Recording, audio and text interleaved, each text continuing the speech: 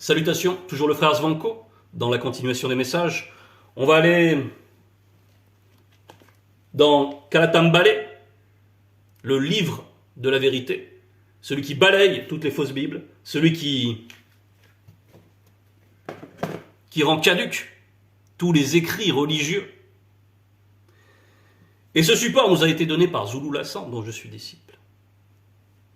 Et par la manifestation de la grâce de l'Oba, aujourd'hui, nous allons aller dans Wonja, au chapitre 1, Wonja, qui est Ésaïe ou Isaïe dans les Bibles falsifiées. Wonja, prise de contact et vision du futur. Prise de contact. Donc là, il faut prendre contact. Là, présentement. C'est-à-dire que vision du futur, c'est donc la prophétie. Et Wonja est un Mutapedamundi. Il est un prophète avec un P majuscule, un Mutopedamundi avec un M majuscule. Prophète des nations. Et il s'adresse là au peuple. Et dans ce chapitre 1, il est dit, ce peuple, il est dit qu'il ne comprend rien. Un peuple qui ne comprend rien. C'est le titre du chapitre 1. Et c'est pourquoi le prophète est venu dans cette période-là de confusion. Et aujourd'hui, nous savons que nous vivons une période de confusion dans laquelle la grâce manifestée agit encore, avec puissance à travers Zulu Lassan, avec puissance, avec connaissance, avec une connaissance qui fait trembler les religions. Bien, nous sommes dans ce contexte-là. Wonja, lui, était dans ce contexte-là. Il s'adressait au peuple noir, premièrement, bien sûr, parce que son temps, la grâce manifestée était adressée au peuple noir, non initié. Il y en avait grand besoin. Le tout étant d'en prendre conscience. Il faut déjà prendre contact. Bon, ça c'est le contexte. Juste, on va lire le verset 7 pour préciser encore un peu plus le contexte. Votre pays est dévasté, vos villes sont consumées par le feu, des blancs et des sans-mêlés dévorent vos campagnes. Sous vos yeux, ils ravagent et détruisent comme des barbares. Donc, on voit que ce contexte, c'est quoi? C'est que les blancs et sans-mêlés avaient une emprise sur les peuples non initiés. Pourquoi? Parce que ces peuples non initiés n'ont pas respecté les lois du Verbe. Ils en sont détournés, notamment celle qui interdit de faire alliance avec les blancs et les sans-mêlés, notamment par les mariages, par les unions, par l'hybridation. Parce qu'avec tout cela va arriver, les croyances des blancs et des sans-mêlés vont pouvoir infecter le peuple noir, à un point tel que sur des générations, ils en viennent à oublier complètement le Verbe de l'Oba. Et c'est dans un état de confusion comme celui-ci que arrive le messager. Comme dans nos temps aujourd'hui, arrive Zulu Lassan. Après l'esclavage, après avoir goûté toutes les sources impures, frelatées, après avoir été abreuvé de fausses doctrines, des religions de blancs, de sans-mêlés, après avoir accepté toutes ces impuretés, après avoir été avili, tout cela, la grâce se manifeste à nouveau, avec puissance. Et Zulu Lassan donc fait trembler les religions. Aussi, nous allons aller maintenant au verset 9. Si le verbe de l'Oba ne nous eût conservé un faible reste, nous serions comme Wea, Sodome. Nous ressemblerions à Sépé, Gomorre, c'est-à-dire anéantis. Anéanti. Mais il reste encore quelque chose. Il y a encore des gens pour écouter. Il y a encore des gens qui regrettent l'état dans lequel ils se trouvent, qui s'aperçoivent que les religions n'apportent rien dans nos temps, qui s'aperçoivent qu'il n'y a pas de sanctification, que tout ça c'est vain, que leur situation ne s'améliore pas, que leur existence ne fait que se poursuivre dans l'obscurité, dans la peine, dans les regrets. C'est bien de ressentir du regret. C'est bien de prendre un peu conscience de cela. Et maintenant, il s'agit de se tourner vers la prise de contact. Verset 10, écoutez, Mutatedi, chef non initié. Sois attentif à la loi du verbe de l'Oba, peuple non initié. 2 points. Donc là, on nous demande d'être attentif. On nous demande de faire attention. Et on s'adresse à tout le peuple. Au verset 11, qu'est-ce que Tété a à faire de la multitude de vos sacrifices abominables? Point d'interrogation. Dit Mutatedi, l'entité. Donc là, c'est les propos de Mutatedi. par Wonja. Tété ne prend point plaisir au sang des taureaux, des brebis, des boucs et de tout autre animal. Il n'y a pas de plaisir là-dedans. Tété, c'est le créateur, c'est Loba. Les chrétiens disent qu'ils appellent toujours Père, Père, mais ils appellent Jéhovah leur Père. Et ils sont en proie avec la fausse doctrine. Et cette fausse doctrine leur a fait croire que ces sacrifices ont pu être légitimes. Et ils acceptent aussi le sacrifice de leur soi-disant sauveur Jésus. Mais on va revenir à tout cela. Donc il va falloir rentrer en profondeur dans cette notion de sacrifice, voir pourquoi on en est là. Qu'est-ce que veut cette conception? Qu'est-ce que veut ce concept de sacrifice? Mais déjà réfléchissons, qu'est-ce que vous pouvez apporter au Créateur? Puisque le Créateur, tout lui appartient. Si tout lui appartient, qu'est-ce que tu peux lui offrir? Quelque chose qu'il a déjà en sa possession? Ça n'a pas de sens. C'est pour ça qu'il n'y a pas d'intelligence dans ces pratiques. Donc tous ceux qui pratiquent cela, des sacrifices comme durant l'Aïd pour les musulmans, comme durant d'autres fêtes pour ceux qui se disent israélites, il y en a parmi les noirs qui s'en disent, mais aussi pour les chrétiens, on verra en quoi. Mais maintenant, on va donc aller à l'origine de ces pratiques, et on va aller dans Bébotedi, donc origine. Et on va aller dans Bébotedi 4, au verset 10 et 11. Satan, le Moudima Bobé, mauvais esprit, après avoir copié et pris l'apparence trompeuse de Mutatedi, l'entité, apparut à Pongissé, ainsi qu'à son frère Moudiwe. Donc Pongissé, Cain dans les Bibles frelatées, dans les Bibles trafiquées, et Moudiwe, Abel. C'est l'histoire de Cain et d'Abel, mais là c'est dans le véritable rouleau. Ça, toutes ces fausses Bibles, ce sont des ersatz de ce récit-là, qui est restauré aujourd'hui.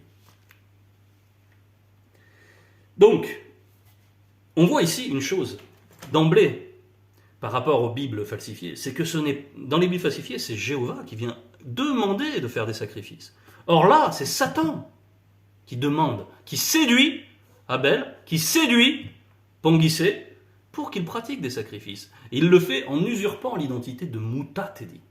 Il se fait passer à leurs yeux pour tel. Et il les persuade, c'est-à-dire qu'il y a eu un échange de langage, de discours, et il est arrivé à convaincre de s'adonner à cette pratique. Mais Pongissé, lui, présenta des produits de la terre en offrandes et ceux des vignes qu'il avait plantées. Donc il a présenté des offrandes végétales. Moudiwe, de son côté, fut le premier à apporter un sacrifice de sang en tuant l'un des plus beaux, des premiers agneaux de son troupeau au poil roux. Donc, les sacrifices, les premiers sacrifices, ils sont là. Et déjà, cette notion émane de l'antivérité. C'est le fait de faire des sacrifices en culte, c'est déjà une abomination. Puisque ça vient directement de Satan. Ça vient directement de lui. Et vous, c'est votre Jéhovah qui vous a enseigné ça, vous les chrétiens là qui écoutez. C'est votre Jéhovah qui vous enseigne à faire des sacrifices à travers Abel et Cain. Et que après on poursuit. Donc Abel, il y a eu un regard favorable qui a été manifesté envers l'offrande d'Abel. Elle a été agréée, son offrande. Et celle de et celle de Cain, au contraire, elle a été dédaignée.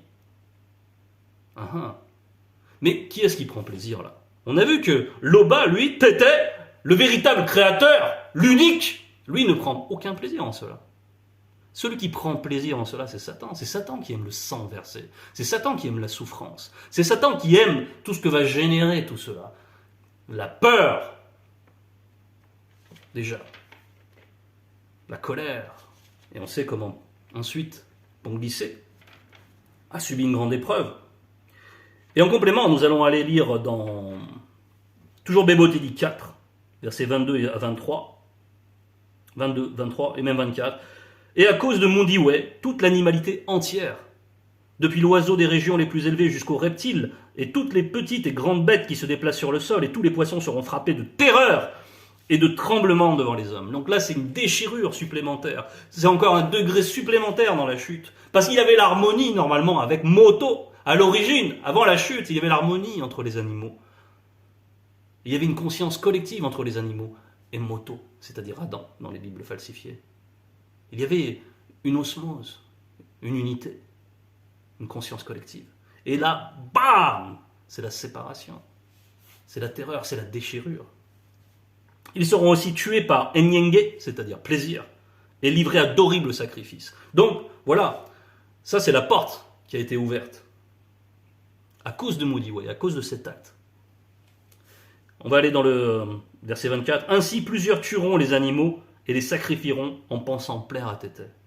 Ainsi plusieurs tueront les animaux et les sacrifieront en pensant plaire à Tété. C'est-à-dire au Créateur. Bien. C'est exactement ce que nous trouvons dans Wonja. Et maintenant, on a vu d'où cela émanait. On a vu qui est l'auteur de la première pratique. On a vu où est l'origine. On a identifié.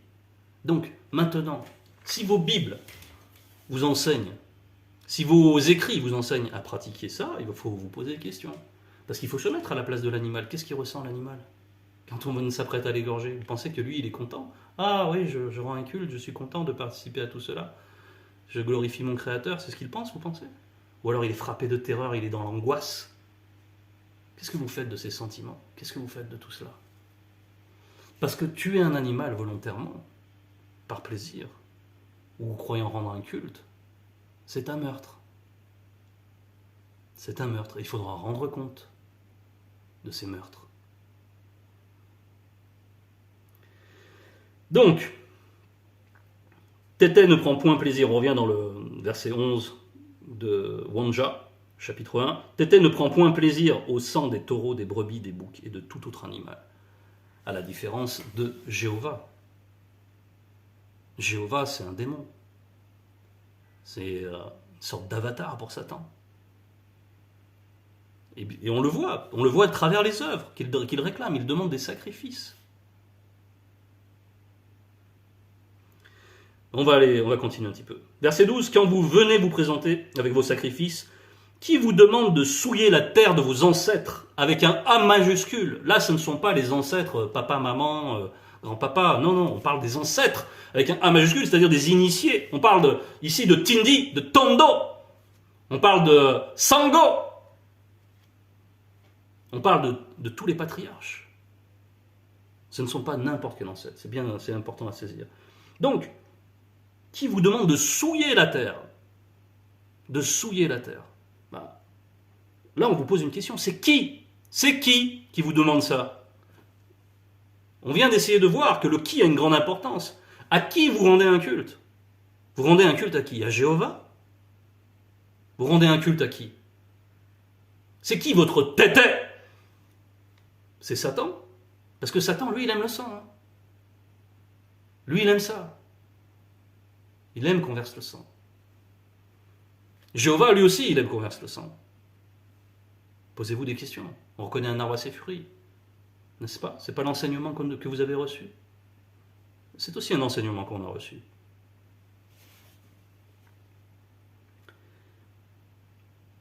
Donc, ce qui est important à comprendre, c'est que celui qui fait un sacrifice, il espère par là qu'il va se dédouaner de quelque chose en faisant ce sacrifice. Lui, dans sa conscience, et quand il va faire ça, il prend quelque chose qui lui appartient, un mouton, ça a une valeur marchande, peu importe, un pigeon, peu importe selon ses moyens, il sacrifie, et il va le présenter cette offrande, et il espère que par là, il va obtenir le pardon de ses péchés, à travers ça. Il espère qu'on va lui faire grâce, on va le dédouaner de ses responsabilités. Et il pense que ça aussi, ça va le dédouaner de participer au processus de la sanctification, qui ne peut venir que par la vérité pure. C'est pour ça qu'il y a une part de consentement chez l'idolâtre. Parce que si on demande qui, c'est par rapport à l'idolâtrie. Quel est ce culte? À qui vous rendrez un culte? À qui vous faites des sacrifices? C'est de l'idolâtrie. Vous idolâtrez vous vénérez des démons, c'est ce qu'on voit après. Cessez de répandre vos vaines offrandes sur le sol de Wassé, 2 points. Nous avons en horreur l'encens utilisé pour les rassemblements de cultes dédiés aux démons, les sabbats. Tout ceci est de la sorcellerie. Donc ce nous, c'est un N majuscule.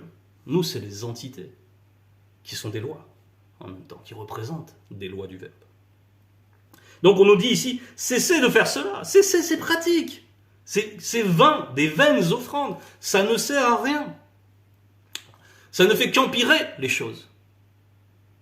Mais spirituellement, ça ne sert à rien du tout. Cessez de répandre vos vaines offrandes sur le sol de Ouassé.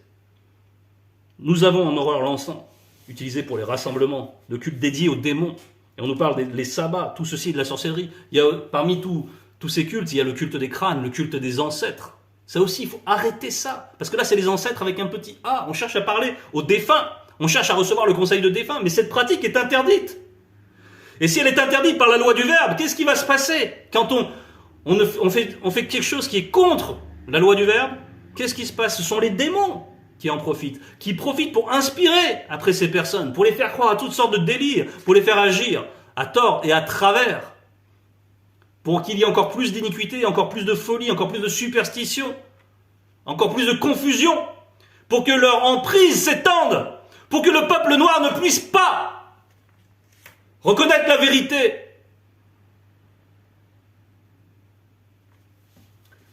Bon, ici on voit aussi que on parle de l'encens, les offrandes végétales comme celle qu'a offert Conguissi, ça aussi c'est une abomination. Et ça se retrouve par ailleurs, on ne va pas aller trop dans les versets. Mais tout cela, c'est toujours le même principe. Qu'est-ce que vous voulez offrir à l'Oba? Tout lui appartient. Et tout ça, tous ceux qui font ça, c'est pour éviter de devoir rentrer dans le processus de la sanctification. Parce que ça c'est la meilleure manière d'exprimer notre gratitude envers le Créateur qui est Tété, qui est l'Oba. C'est de mettre en œuvre tout ce qu'il nous a donné, tout l'éclairage qu'il nous a donné, et de se laisser sanctifier, d'abandonner les mauvaises œuvres. C'est ça qui est central. Et c'est comme ça qu'on remercie notre Tété. C'est en se laissant sanctifier. Il nous demande, soyez saints, parce que lui-même est au-delà de la sainteté. Il nous demande cela. Donc, le sacrifice, c'est le don de soi. Les gens, ils préfèrent donner la vie des autres plutôt que se donner leur propre vie au Verbe. Et ils ne nous demandent pas d'aller faire les kamikazes. Non. Ils nous demandent en cela de nous laisser sanctifier par lui, de nous laisser initier par lui, de nous laisser éclairer. C'est bien cela la différence. Donc, il ne faut pas remplacer la seule chose qui compte véritablement, c'est-à-dire la sanctification de notre point de vue, par des pratiques étrangères, abominables, criminelles. Et on nous parle du sol de Ouassé, parce que bien sûr, Ouassé va recueillir tout ce sang, va être gorgé de tout ce sang. Et ensuite, Ouassé, qui est la terre, nous maudit, ou maudit ceux qui pratiquent cela. Bien sûr. Et ça va avoir des conséquences.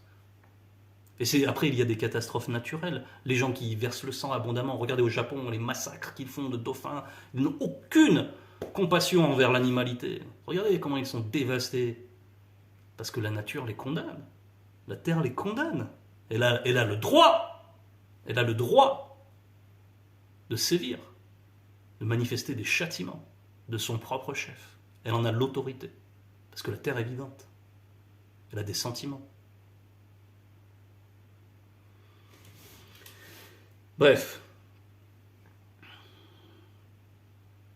Tout ceci donc est de la sorcellerie. Tout ce qui est contre nature, là, tout ça, toutes ces pratiques, c'est de la sorcellerie. C'est contre nature. C'est contre les lois du Verbe. C'est contre les lois du Verbe qui sont inscrites dans la nature. Parce que Tété manifeste la vie. Mais celui qui ôte volontairement la vie d'un être, sans qu'il en ait été obligé par des circonstances, le besoin de se défendre, etc., hormis ces exceptions, celui qui fait ça volontairement, mais il commet un meurtre. Il nie la loi. Verset 14. Nous, entre parenthèses, tous ceux du grand ordre des choses, sommes contre vos cérémonies occultes. Donc, tout cela, on voit, toutes ces pratiques, c'est des cérémonies occultes en fait. Même si c'est fait inconsciemment, même si c'est fait à travers, on va dire, des croyances religieuses, Les gens, ils pensent qu'ils vénèrent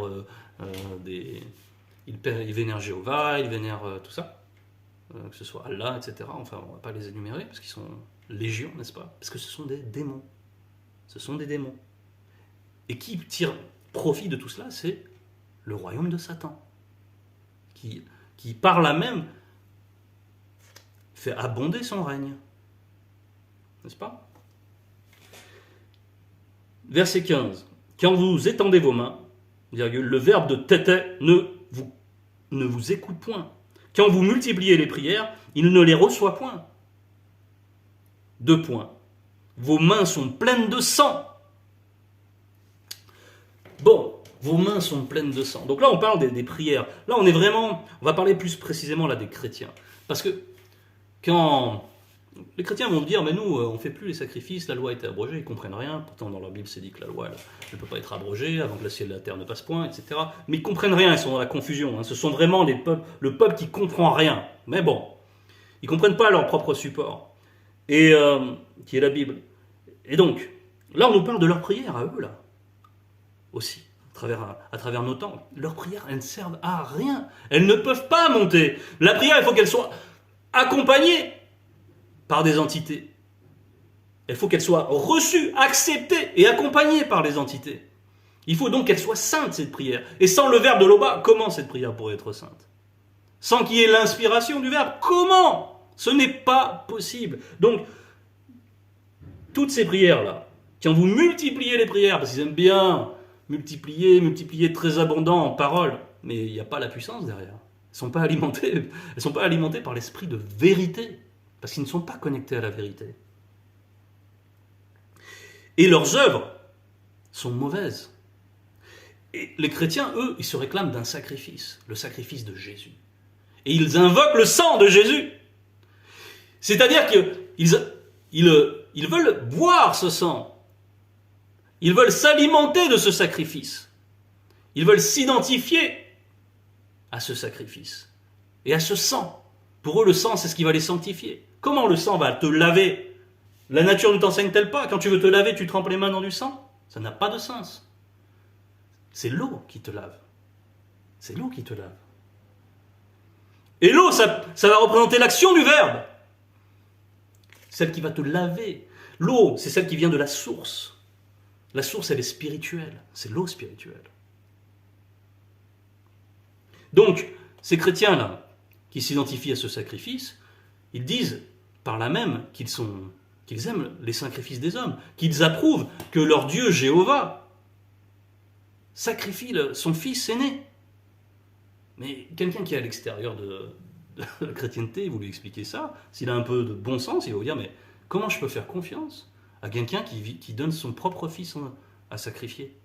Parce que la nature est ancienne. Ton fils, toi, tu vas aller le sacrifier? Ah oui, mais c'est par rapport à Abraham, il a voulu... Sachez qu'Abraham, qui est Sango, dans Kalatambale, dans le livre de la vérité, qui est le véritable patriarche, Sango, lui, il a été séduit. C'est pour ça qu'il s'est apprêté à sacrifier son fils. Il a été séduit, c'est encore Satan qui est intervenu pour le séduire, pour faire cela. Il a été arrêté, parce que la grâce a été manifestée, déjà par compassion, par rapport à Yololo, Isaac, dans les Bibles. Bref, tout ça est relaté, on ne va pas rentrer dans tous les versets, mais il y a plusieurs passages qui montrent cela. Bon, les chrétiens, eux, ils s'inspirent de quoi par rapport au sacrifice de sang? Ils disent qu'en fait, la loi, avant, il y avait des sacrifices, et justement, il y avait un bouc qui était destiné. Il était destiné à qui? Il était consacré à qui, ce bouc? Vous pouvez lire dans vos Bibles, il est consacré à Azazel, un culte de démons, donc. Donc, il consacrait des animaux à des démons. Et vous êtes héritier de ces doctrines. Et puis, finalement, vous acceptez le sacrifice de sang. Et vous dites, on va se laver dans le sang de Jésus. Mais, vous voyez pas l'abomination? Et les musulmans, là, pendant l'Aïd, moi je connaissais une musulmane. Elle venait du bled, elle venait d'Algérie. Elle me parlait de comment, pendant l'Aïd, il y a des ruisseaux de sang qui coulent dans les rues comme ça. Elle me disait, c'est beau, avec extase. On voit que Satan, par les religions, transmet ses désirs, transmet ses plaisirs. Et ensuite, c'est vous êtes les relais de tout cela. de toute cette... Vous voyez pas, vous ne ressentez pas que c'est impur. C'est le mal. Vous faites le mal. Les ruisseaux de sang, c'est beau. Ah bon? Et vous allez vous laver dedans, allez vous baigner avec les chrétiens, vous êtes d'accord là-dessus? Roulez-vous dans le sang. Vous êtes des criminels! C'est pour ça qu'il est dit, il ne reçoit point, vos mains sont pleines de sang. Il ne les reçoit point. Bien sûr. Bien sûr que Tété ne va pas approuver tout cela. Jamais il n'a demandé cela. Il n'y a que les religions, inspirées par le monde occulte, qui vous demandent ce genre de choses. Verset 16, lavez-vous spirituellement, purifiez-vous, ôtez la méchanceté de vos actions, cessez de faire le mal. Donc là, c'est spirituellement qu'on est nettoyé. À la source spirituelle. On le voit bien, verset 17. Apprenez à faire le bien, recherchez la justice, protégez l'opprimé connu, faites droit à l'orphelin connu, défendez la veuve connue. Donc, versets 16 et 17, ce qu'on nous demande là, lavez-vous spirituellement, purifiez-vous, mais déjà reconnaissez, vous qui êtes dans ces religions, reconnaissez que vous êtes grandement dans l'erreur, que vous avez été dupés. Aujourd'hui, la grâce s'est manifestée, comme au temps de Wonja, mais avec encore plus de puissance, à travers le deuxième né de la création qui est Zulula. Ouvrez les yeux! Il est là! La vérité, elle est pas, on ne pourra pas l'arrêter, elle est en train de tout détruire sur son passage, tout ce qui se prétend pouvoir s'opposer à elle. L'antivérité, le monde occulte est en ébullition. Les pasteurs tremblent, ils ne savent pas quoi répondre, ils ne peuvent rien dire, ils sont là, muets. Ils ne peuvent rien répondre. Ils savent qu'ils ne peuvent pas faire le poids face à cette science qui émane du grand ordre des choses. Une science supérieure qui les dépasse complètement. Ils sont perdus. Perdus même dans leur propre Bible. Ils ne savent plus quoi dire. Ils n'ont plus de ressources. Parce qu'ils sont privés de la source. Il faut revenir à la source. Il faut revenir au Verbe. Donc il faut déjà reconnaître que vous qui êtes dans les religions, là, toi là, qui écoutes, tu t'es trompé de chemin. Tu t'es trompé de chemin. Tu as été dupé. Mais il t'est offert là de revenir. Donc il faut, une fois qu'on a reconnu son erreur, il faut commencer à se repentir. Verset 18, ainsi parle Moutatedi, même si vos péchés ont la couleur du sang, ils seront effacés. Il y a la promesse.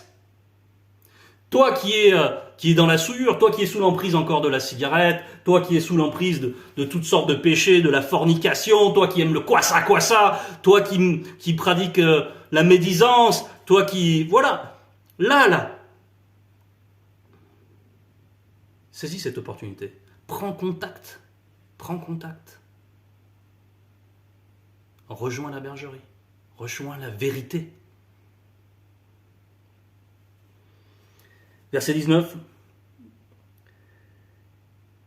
Si vous avez de la bonne volonté, et si vous êtes docile, vous mangerez les meilleures productions du continent, avec un C majuscule.